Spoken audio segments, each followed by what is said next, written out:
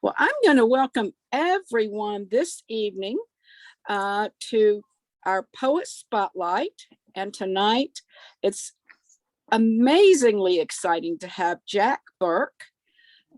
He is our poet of the morning RT that we have enjoyed so much during our COVID quarantine. And we have gotten to hear his poems on the regular, and really excited to have an hour or so of his concentrated time with his work. Jack told me that he came to Baba on March 31st, 1972 at 9:30 in the morning. And he has even more specifics, but either we had to choose to hear the Baba story or the poems. So tonight we're going for the poems, but we will schedule a time for the Baba story. It was at Idlewild Airport, which is now JFK.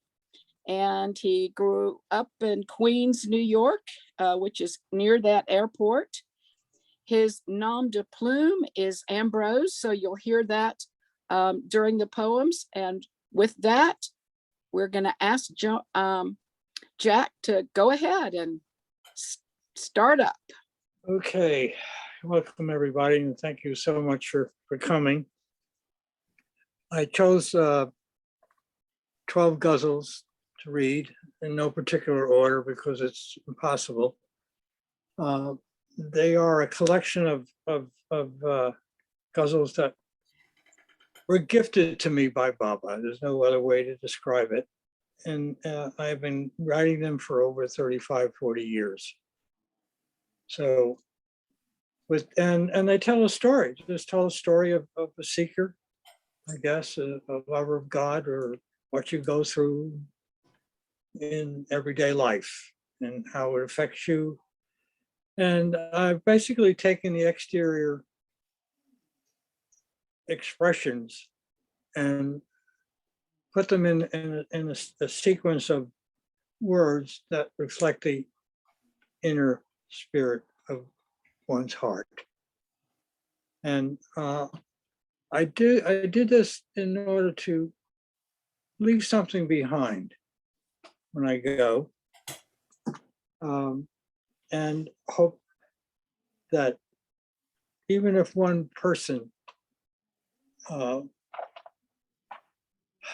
ends up loving God more as a result of it, then I've made a difference. And that's what I think we're all here for. Get really down to it. So we'll start with one called Broken Down Furniture, which Baba said we all are.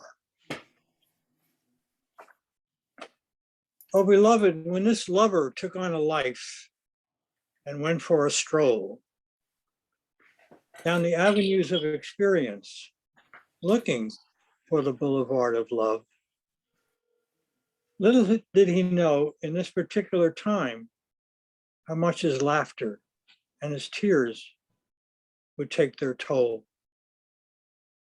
how much his mind would shatter with every corner turned, how much his heart would tremble as you gave his being a tremendous shove and he was pushed across the street amidst Maya's mainstream and low spotted an alley, cosseted in the shade. To his surprise, the alleyway was deserted, devoid of illusions, violent screams.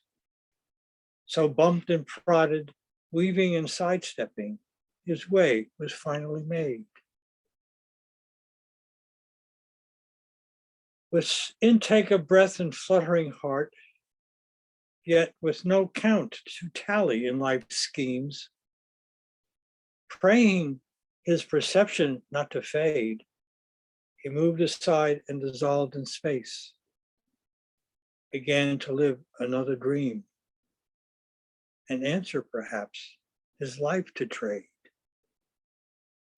All the shops were abandoned or closed, empty shelves, and some stocked full as far as he could tell. Locks and deadbolts, both friends and foe. Pray tell, is there one with an awakening bell?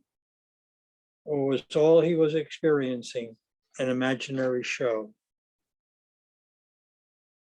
As the worn, weary cobblestones came to a close, it was beneath an unyielding wall. There appeared a window that absorbed him whole, signed and sealed. It spoke to the condition of us all. Broken down furniture, repair and release. Strange the feeling that permeated his soul, as if with the next step, this terrible longing would finally cease. There will be no turning back, his heart told his mind. The horns and bleats, the shouts of traffic, the glittering diamonds of commerce's call. They're always there for you to find. They're sirens calling for you to enthrall. Your heart gives the response when the mind is quiet. Keep moving in the cyclone center, for the world around you is a spinning riot. Take a step, raise a hand, just enter. So with trepidatious hand, he reached to knock on the door, but suddenly it opened without a touch. And all he could see was the beginning floor. Oh God, another dream or such? He found the interior blinding. It seemed on fire. Where am I? What am I finding? Is this the tavern of my heart's desire? The brilliance diminished to a murky gloom. There seemed to be not a soul about. Have I made a mistake? A terrible doom? Will my soul cry out with a frightened shout? As this new dream captured his eyes, his heart relaxed, but his feet began to tingle. As perception took form, it stifled his cry as he ventured forth, as if to commingle. One step he made and came to a stop, for there on the floor was a kneeling figure. Rump to the air and scrub brush in hand, washing and wiping with furious rigor, and beside him a bucket and a well-worn mop. This guy looks familiar from where I stand. So caught in mid-stride with no words to speak, his hand flew to his heart as the figure turned and met his eyes, a piercing gaze, both gentle and deep. Oh, the lover's heart forever branded and burned. With unspoken gesture, the shopkeeper pointed to the wall. Repair work on these premises, a guarantee for life, is what the sign read. And all about, there were nooks and crannies, and a pulsing heart in each and every stall.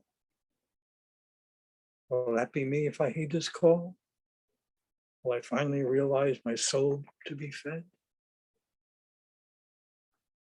This is where you belong, spoke his heart in relief. Just walk forward and trust in your step and cast aside all your previous beliefs. For in this reality, you're way out of your depth.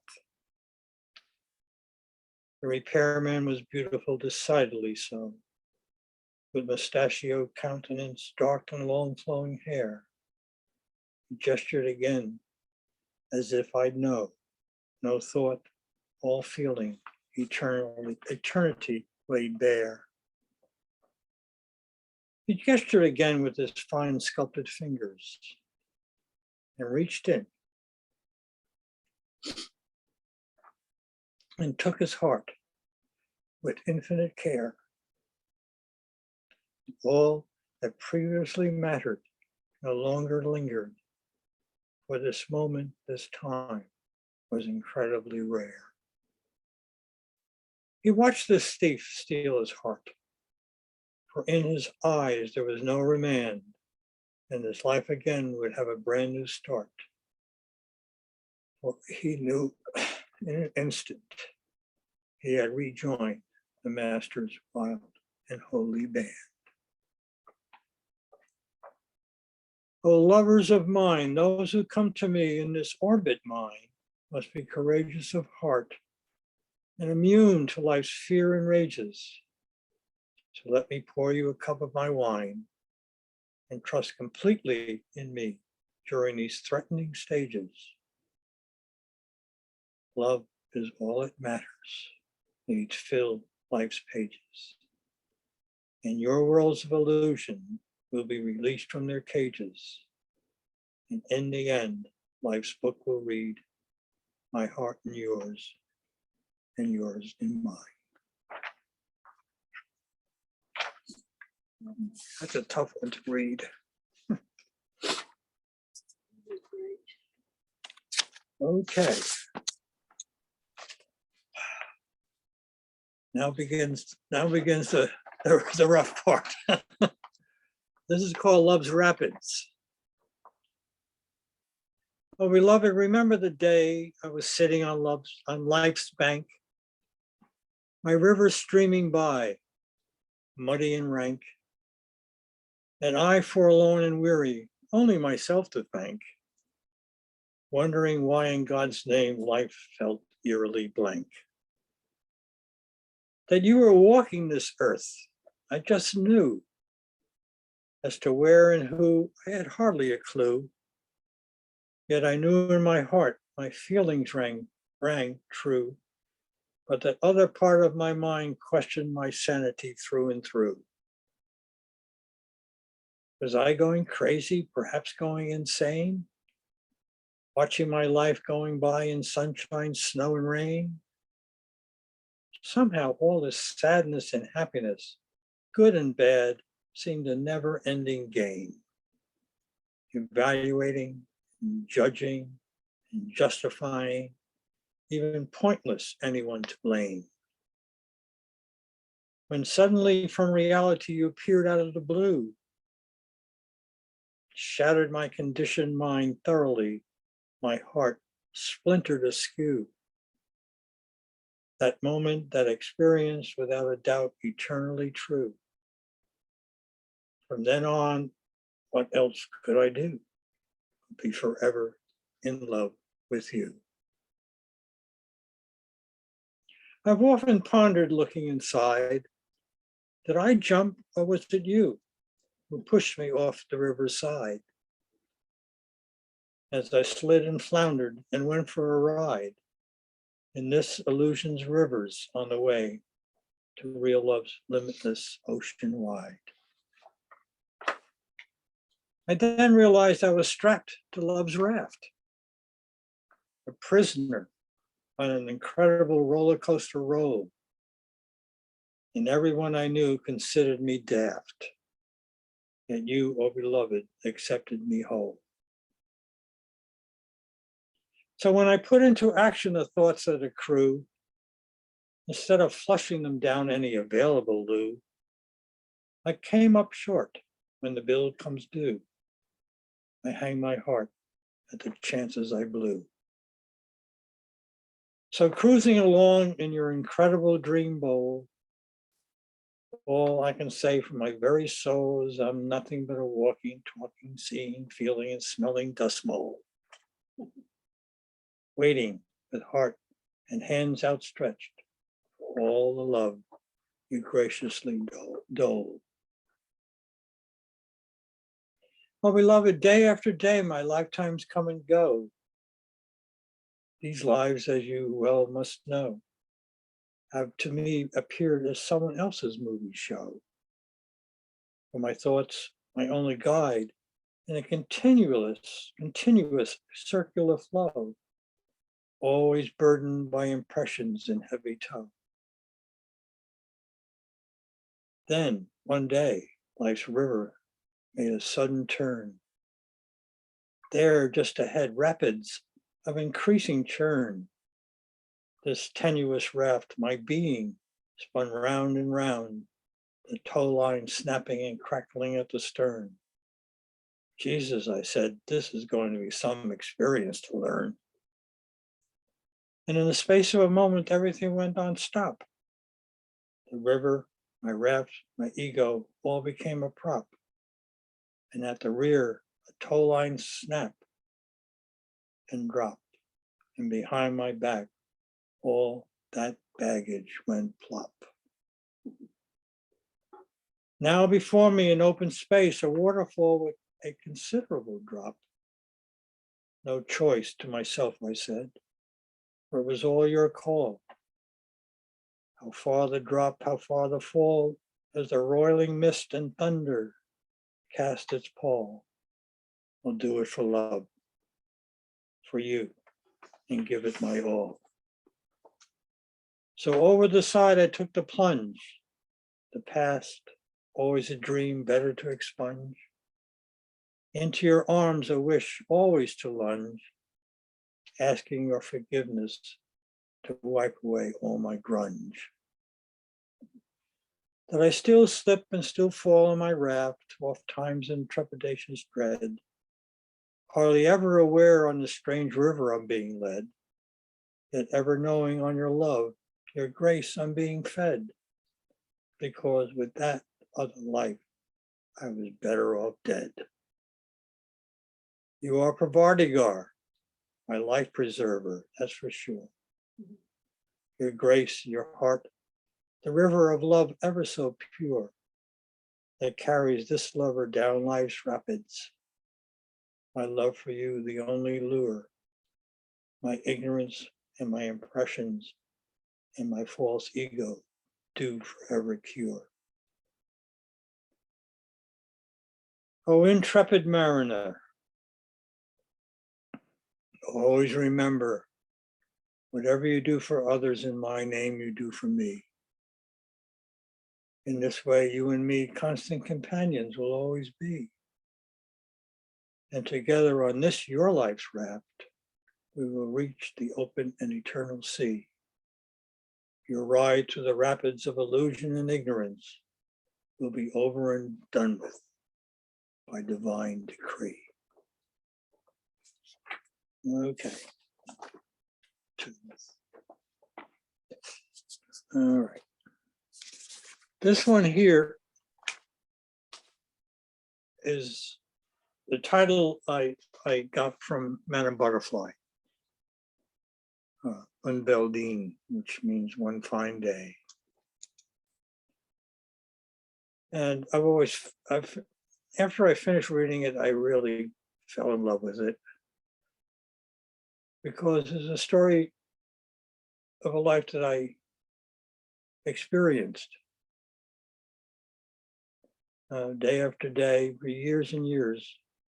Because I was born and raised in an Irish saloon, a cabaret, so to speak. And this particular guzzle has all that goes on in there, but it's basically a metaphor for us, all us lovers of God. Oh, pilgrims, aspirants, lovers, and seekers.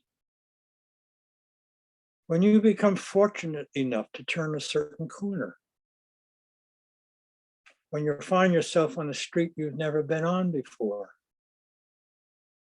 consider it one fine day.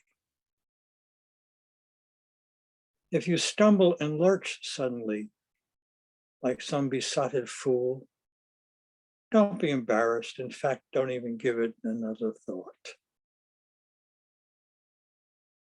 If you happen to look up and notice the street sign, be not amused that it reads Avenue of the Intoxicated. And if among the storefronts you spot a neon blaze, tavern open, wine served here, don't hesitate to enter.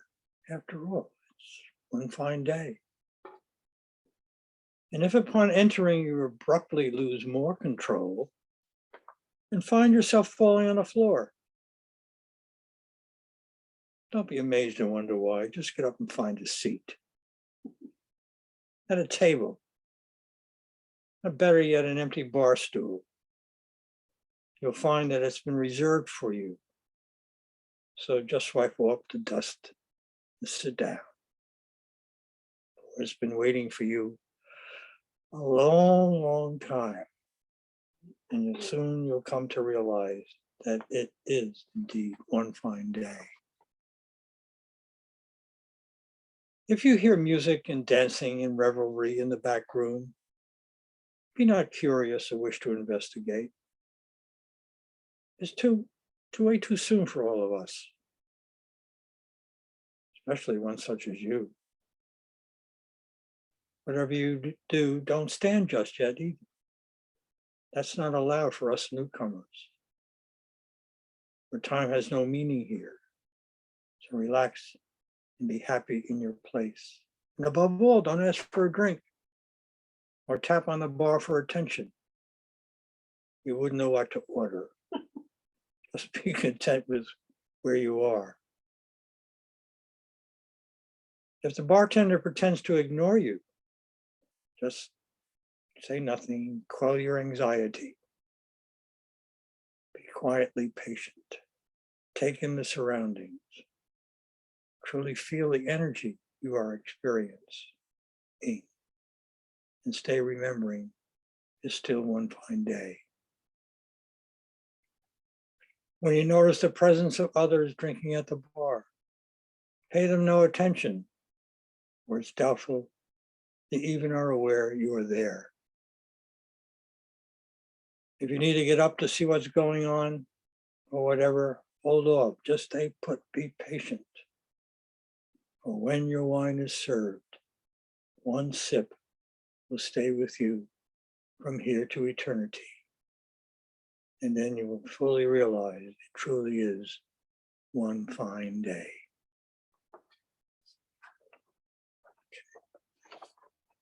Yeah, that was, that's the way it is. I don't know how else to explain it. And I tried to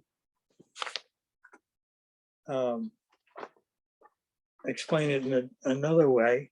And what prompted the title of this is from Sade, who is my favorite soft jazz singer from North Africa.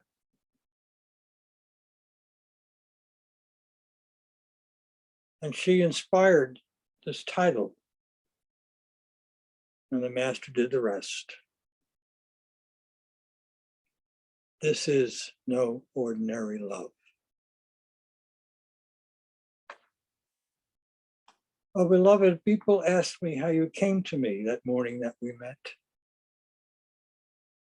My pause becomes awe and wonder, for it's very difficult to even properly reflect.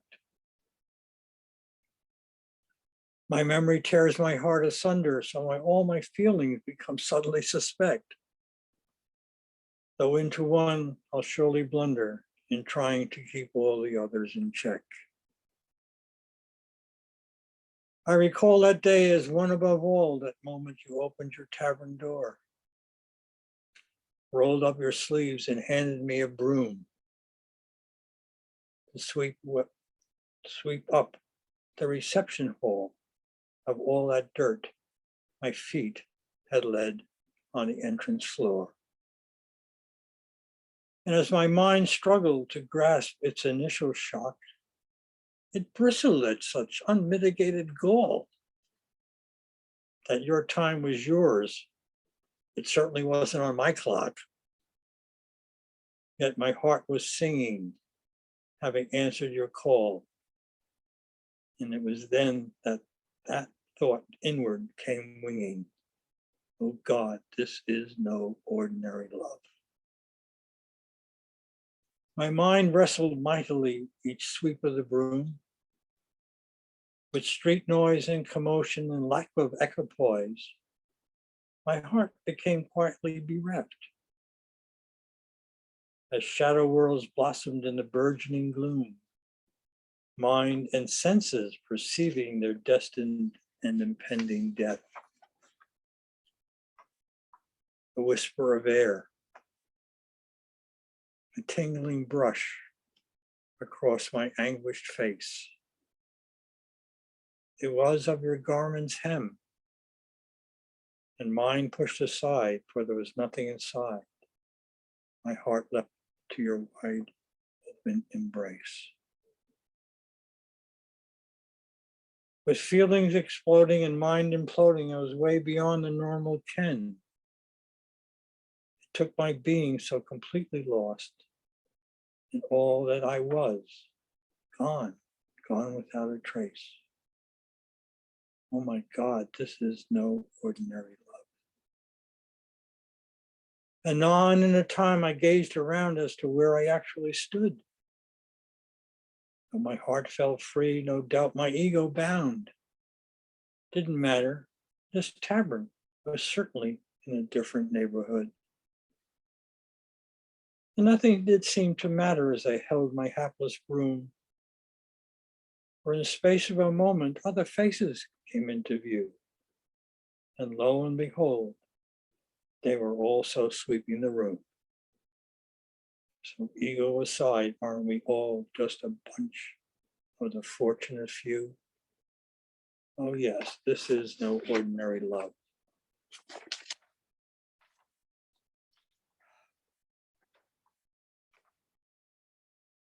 O lover and lovers all, keep your sweeps remaining true, and I will always remain your friend. And for all those faces you hold in your view, to you and all of you, my grace I will always send. So keep sweeping and sweeping. After all, it is your karmic due. So keep me deep in your heart and not in your mind. And I will help you uncoil all that which binds. And all that will be left is love in me and you. And yes, this is no ordinary love. Okay, that one. Yeah, I like that. I just love that. That does it. Sure, true. Okay, let me have a drink of water here for a second. Well, Jack, while you're taking your well-deserved drink of water, I want to say this is just so delightful. It is engaging. It is thought-provoking. It honors Baba, and it's just a pleasure to be here. So thank you for giving us this evening. Welcome. Thank you for listening. So on we go. I wrote this one recently. It was originally titled Final Decree, but I realized it's something that needed to be put down, and it's called The Age of the Avatar. Well, beloved, adorning in my heart, a visit of thought and feeling that goes beyond the pale, and one that so-called rulers of the world's religions will surely consider absurd, and one against their supreme authority they will surely rail. For the first time in recorded human history, what you have given has reached our deepest hearts and unveiled that age-old abuse they called a mystery, and gave us a whole and brand new path, such a precious road to chart that knowing of you will put them out of their misery. For no longer can anyone stand in anyone's way or block this inner path or write about, we alone hold the truth, or command a legion to enforce their wrath. For your presence and your awakening has rendered all these positions moot. So no longer need our minds be befuddled, nor feel our hearts over troubled by the dogmas and doctrines of all these religions, where once beautiful faces have aged, their minds enclosed in suppositions cage. And so we walked away, hardly caring a smidgen. Oh, happy day, for now we can see the actual way as you lie here right before us, up and down a truly well-traveled path to unburden our impressioned load, however we come, by plane or train, bicycle or bus. For it's to this place that we now can face as you lie in wait on a hill in Mehrabad, in that part of the world where true spirituality unfurled, to realize heartfully and truly that you are really God. So we come to this incredible cavern, your beloved tavern, to drink your wine and to our hearts fill, praise and complain every Tom, Dick, and Jane, and pray that we can fulfill your every wish and will. O illusions, weary travelers, to where you have come, this tavern, this darbar, this dome, rest easily, love easily, remember easily that your heart is my home and my heart is your home. This is the royal court of the highest of the high, full of sobs and throbs, laughter and sighs. Protected are you on all conscious levels from the iron bindings of all of illusion's devils. So put your minds aside and open your hearts. And while you are here, we will both do our parts. Okay, that's that one. Yeah. 1987, yeah, I had the great good fortune to spend a whole night on the hill. No one else up there, just me and the boss. And each night, I walked around carrying a stave, which was given to me by Biff Soper. And that was to kill cobras if I saw them. And he showed me how to do it, or at least render them unconscious, is by slapping the back of their skin, and it stuns them and quiets them. Fortunately, I didn't run into any, but it was nice to know. And each morning I found myself writing a ghazal. And this is one of them. And it's called My Life is Only for Your Pleasure. Oh, beloved, since the day you came into my life, nothing has been the same. A sunrise to sunset of soul-stirring strife, agonies of which I'd rather not name. You've taken my work, my wife, kids, goods, and friends, and have you brought me here to your abode to further twist the knife? And to your lovers, is this the good tidings that you send? Forgive me, Lord, for who else but my false self can I blame? Still, though, through all these lonely years, it's only you whom I still love without measure. Even amidst loads of laughter, tons of hugs, heart tugs, and tears, life still only remains at your pleasure. For you have opened my heart up and released a flood of many fears. Most of these agonies of mental pressure mollified my wanderings as you held me near. and steered my life with a tiller of gentle restraint. You, O North Star to love's eternal treasure. But who am I, this mote of would-be dust, to even complain when my life is only for your pleasure? Yet whatever I desire or do seems to go askew, and of my being you take full measure. If I am to live as your slave, obedience needs be my second name. Instead, I cause you naught but suffering. And again, at every ignorant step, it's only my ignorant self I can blame and hide my heart in shameful covering. Oh, most merciful beloved, what am I to do when even my breath fouls the air of your presence?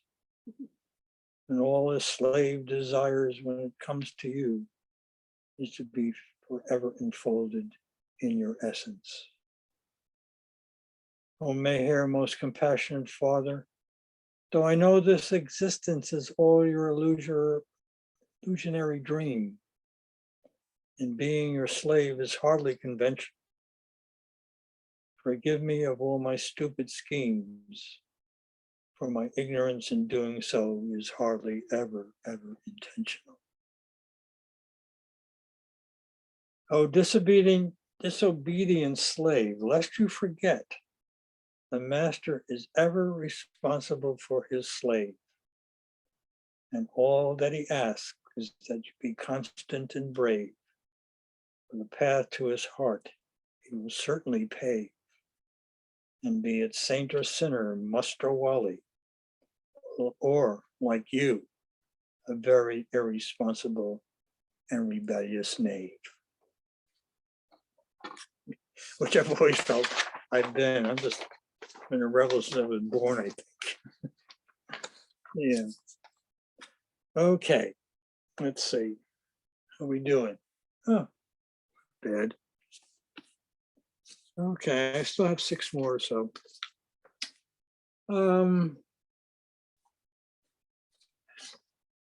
This is how do I say it? The price and the value of failure.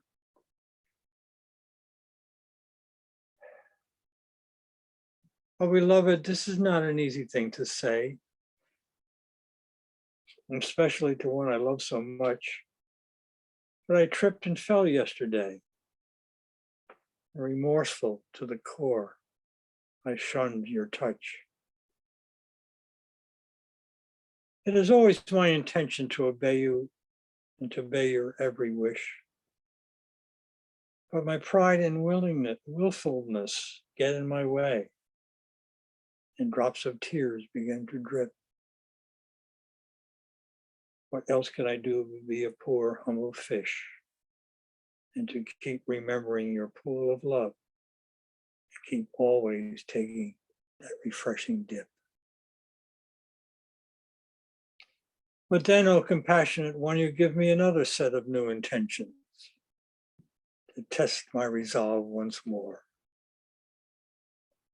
And then some old ones I try not to mention, the ones I thought I'd gotten rid of. Well, they're still hiding somewhere deep in my being's core. So I wonder again how long it's going to be to once again find your tavern's door. But then I turn a corner and there you are, wine in hand. I slake my thirst and then forget, spill your glass of love all over the tavern's floor. And in baleful shame, I hang my heart and realize that it's my ignorant self who really can't stand. Beloved, I am so tired of being unable to do your will. Never mind following your wish. And the agony I feel at inviting your displeasure. For all I desire is in your arms to find a niche. But my failures only cause me to look at your receding treasure. What can I do? What can I say when I know you forgive me and love me more than I can ever love myself? Just that it helps me to know that my heart can be free as long as I continue to try putting my silly mind where it belongs, back on Maya's shelf. This is a key to the game you play, keeping us guessing as to what lock you turn. At least I'm aware you'll let me stay, for it pleases you to watch my karma burn. And you kick my butt from the future back to the present and make me aware you're in control and reduce my self-worth down to a peasant's, and my motoring ego runs out of petrol. How humble desire needs to be. And if this is one of your favorite keys, then, oh beloved, give it to me and let my heart be finally free. Oh, AMBrose, there are thousands of keys and thousands of locks. You have the keys, but also the blocks. Yet I have only one key and one lock. Both are the same and fit together. Love me and please me no matter what. And you will soon be released from Maya's tether. Yeah, I have no idea when I wrote that one, but it works. It works. Okay. Here we go.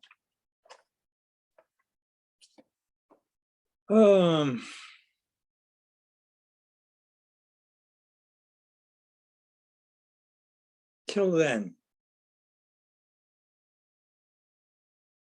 oh, beloved, if this was the last night of the world,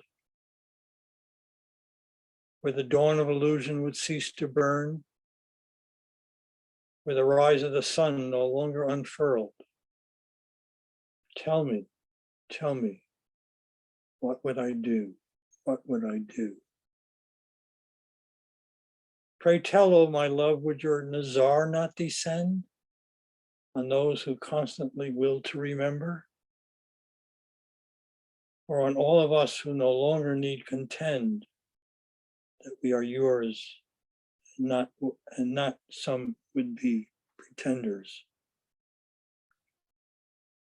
Would I not spend these last haunting hours or days wishing the end of the beginning had already passed? Smiling inwardly that nothing could ultimately phase, beginning union with you, finally at last. But woe is me, this veil of separation never seems to end. The minutes, the hours, the days go by, awaiting your grace, your love to descend. Yet my heart continues to cry and my mind refuses to bend. Sometimes I wonder, have I really tried my best to love you, to remember you, to surrender, to put at last most of my ignorance to rest, and into that pit of nothingness, my mind cast asunder. Yet as I pen this plea to you, O Lord, and kiss the lotus feet of one so high, my silly mind keeps ducking your silent sword for not obeying all you wish, and my heart can only emit a heavy sigh. My dear loved one, my revealing yourself as to who you really are takes a lot of work from me. And for you to pierce this veil and cross that bar and forever be free, all your sanskaras must be equal to par.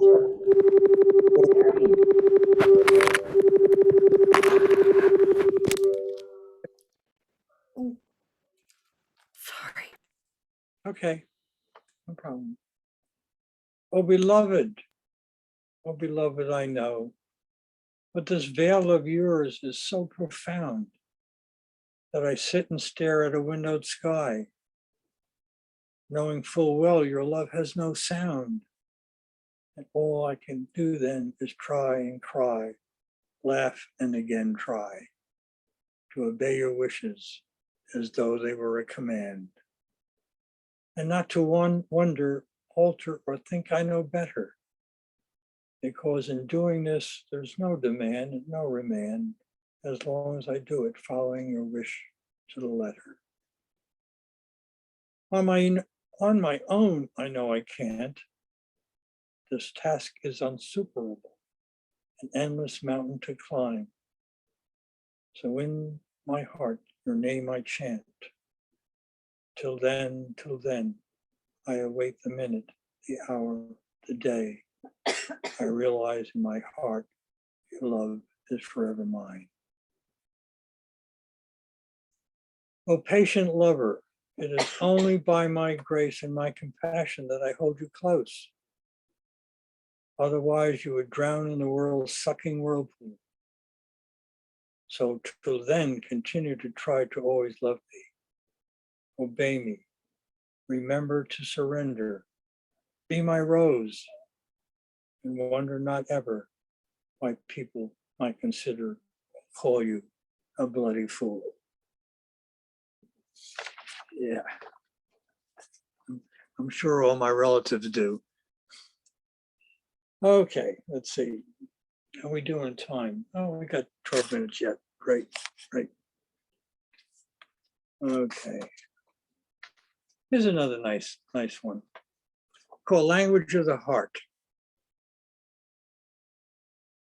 Oh, beloved, how long have I waited for this heart of mine to take rest and suffer in the burning of your flame of truth?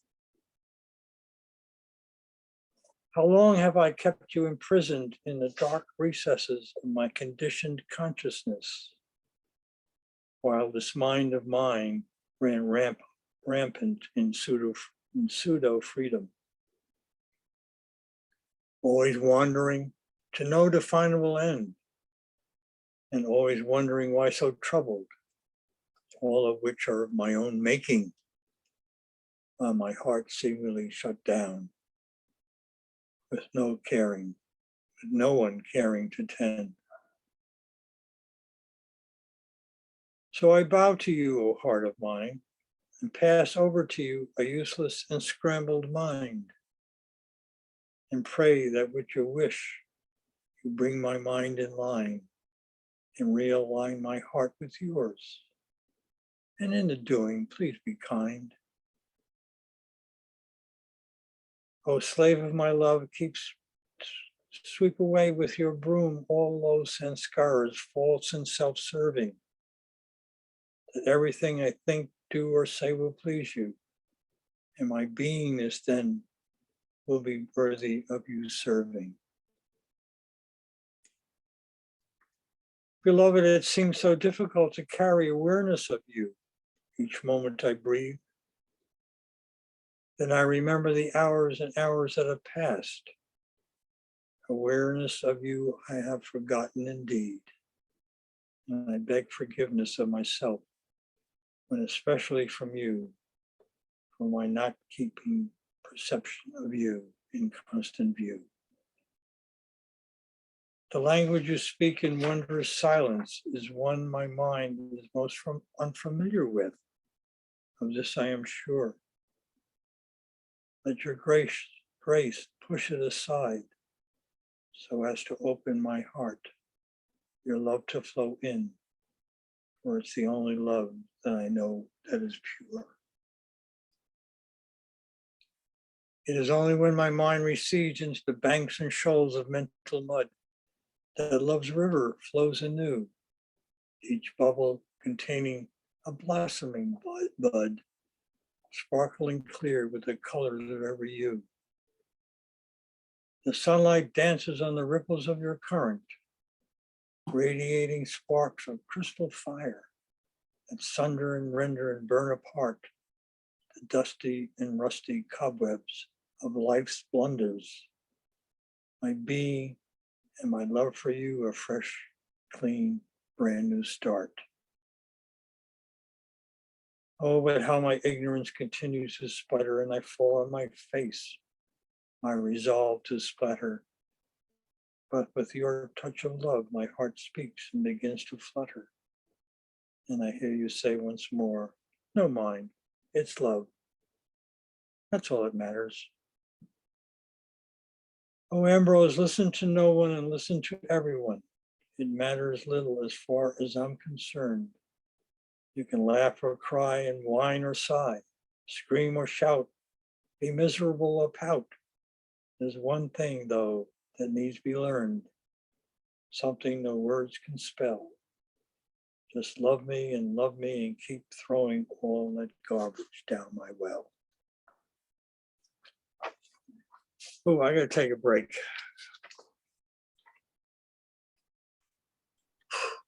Wow. Take some water. Yeah, take your time. We've got plenty of time, all the way up to RT at 9. So let me tell you that I'm looking at the faces of the people and we are really enjoying this evening and feel very, very fortunate that's being recorded. So thank you so much. Thank you. Thank you. Yeah, and that was really my cat that unmuted me. I'm so sorry.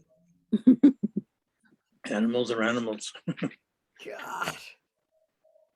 Baba loved animals and Baba loved a little prank. So could have been Baba that put the cat up to it. Yeah, there you go. All right. Well, I've got I got three more here.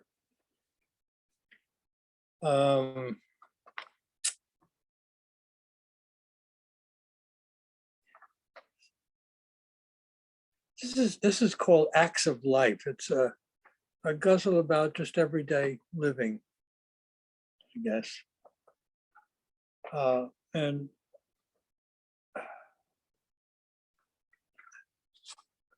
it's one of not trying to be pretentious. I think we're very susceptible to that. So and it so easily can capture you and hold you in its sway. So here goes Acts of Life. Dearest beloved, since I continue to find myself on life's stage, amidst the hubbub of unrelenting greed, false love, and anger's rage, I beseech you to help me at least to turn a new page and release my iron bindings from their karmic cage. Forgotten have I as to how to really act, though the stage be set and the audience packed. Words fail me and my brain is racked, for this heart of mine without your love is crusted over with mundane flack. I desire only to live the life divine and deal with the world in absent mind and care not what others think in present time, only that I be with you in love sublime. Is this too much, this ardent behest? For what is life then without this quest? A yearning of my heart that will never rest till union with you becomes love's eternal fest. For any locked in life without love is devoid of grace and stings the object to its heart's embrace. And all I wish is to forever kiss your face as I forever leave the stage without a trace. My act so far, alas, leaves a lot to be desired. The audience may clap, but they're also tired. And in all of this posturing, all of us are mired. So beloved, a boon for us, that in your heart of love, all of our sanskaras be fired. This boon, this grace then, if it be your pleasure, to finally experience that eternal treasure, to breathe out your love, that love without measure, to live for and to die for, all at your leisure.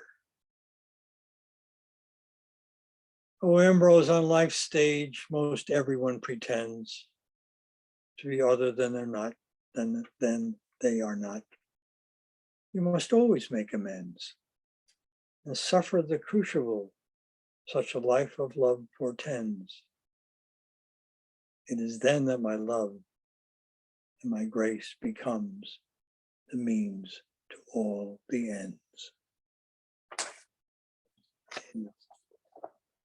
Okay.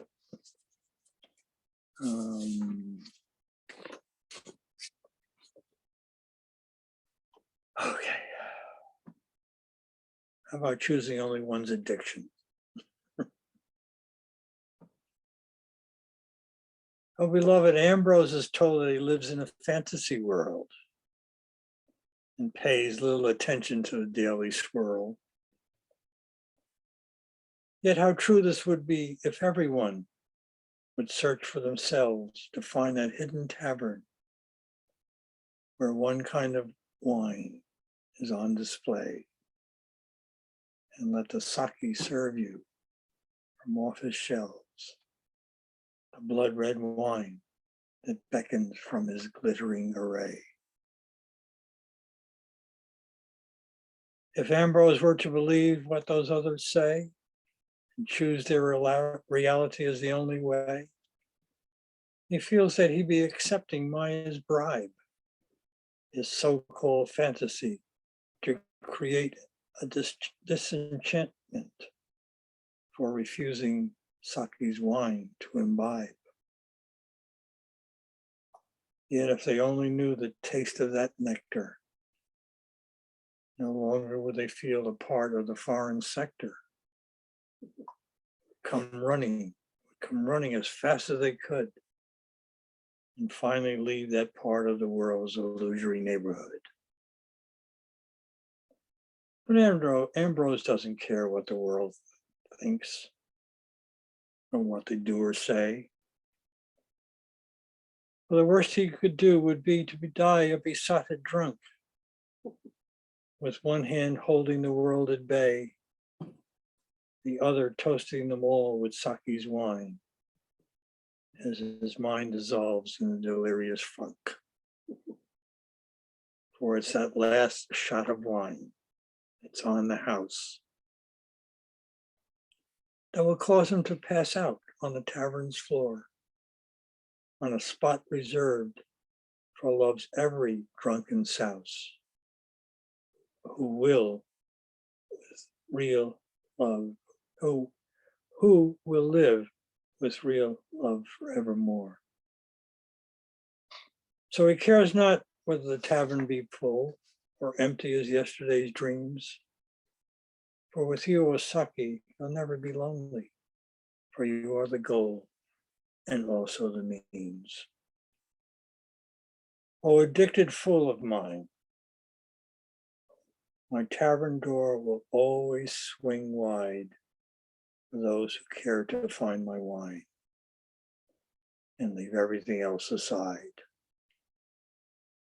And for nothing pleases me more than to see my lovers come to wine and die, and one day be finally ever by my side, our hearts forever entwined. And this is, I'll call this the last one. It's diamond dust. Your hearts will always be diamonds, become diamonds. Oh, beloved, it is my fervent prayer that any and all that read these heartfelt supplications will have at last reached that final path that will lead them to your lotus feet. For there is no one else in this illusory world that can even come close to your duplication. For you are the all-in-one and the one and all, the ancient one, the friend whom everyone in existence will eventually meet. It is a boon of immense great fortune that no matter how hard we try, we can never fathom, nor is it for us to judge as being above or below anyone else in this strange world gone increasingly mad. And realize that we are but a diamond of dust in your love's diadem. And being aware of you is not some spiritual fad. It just doesn't work to think that way, that any of us from you can just walk away because of influences beyond our comprehension, whether it be broken relationships, broken agreements, or disappointed expectations. For we are no longer the hunters. We have, all of us, become your prey. Because once you, O beloved, become the slave of our hearts, there is really nothing left to say, and our mind becomes drained of all these some silly implications. O lovers of mine, it is true that I am the slave of my lovers. Some of you have not understood its meaning. It doesn't matter what you do or where you go, for my grace and my desire constantly hovers. And it's my responsibility that all your sanskaras get the most perfect cleaning. So leave me if you must. Better you hang on to me if you so desire. It matters not to me what you think, for now you are caught in my far-flung net, ready to be thrown into my molten fire. And as for your self-realization, not going to happen, at least not yet. Thank you. Enough. Bravo, bravo, bravo. Everybody may want to unmute and just give their thanks as well. I know that we have been so fortunate to be in the presence of Jack, who has listened to Baba and written these poems with Baba's help, and we are the beneficiaries. Terrific. Jack, what can you tell us about your book? Well, it's all ready to be. Well, what's happened was, I just didn't feel comfortable in doing the editing here, and it was only recently that I found a place that's open very early in the morning, and I can go there and get a table and have a cup of coffee in the Danish or whatever, and just do the editing, and then send it off, put it on a PDF on a flash drive, and send it off to Hunter Flournoy in Asheville. And he said he would do the final editing, do all that, and then we'll just publish the book. Can't wait. Can't wait. Okay, that's where it stands right now. And it's all in his time. I've always intuited that in my heart. It didn't matter whether it was 10 years ago or 10 years from now. And he'd take care of the timing because he knew that it's his words. I'm just a pen. Let's see. But you all are helping. Thank you.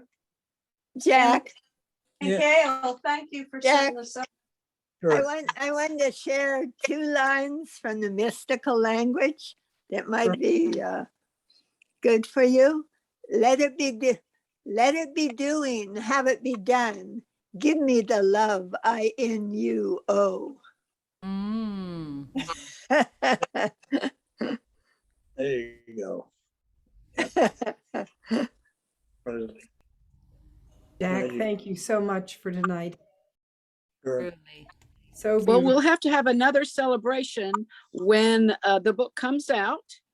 And maybe you've read so beautifully, but maybe we could read some to you as we have our favorites, because once we get the book, and I so admire the poems that you selected. They were so good for a poetry reading. So bravo for the selections as well as the beautiful reading.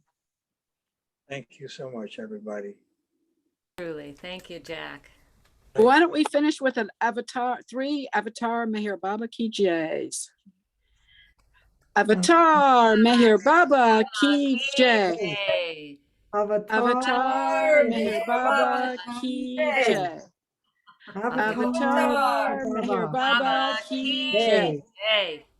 Thank you. Hey, Thank you. Baba. Jack. Thank you. Baba. Thank you. Delight. Thanks again, Jack. That's his Real story. delight to too. hear We you. gotta get Jack's coming to Baba story at some other. Yeah, absolutely. Okay, all right. Just yell. I'll be there. Good. Thank you. Jay Good night, all. Baba. All right. Jay Baba. Say Baba. Jay Baba. RT in an hour or so, a little less. All right. See you tomorrow.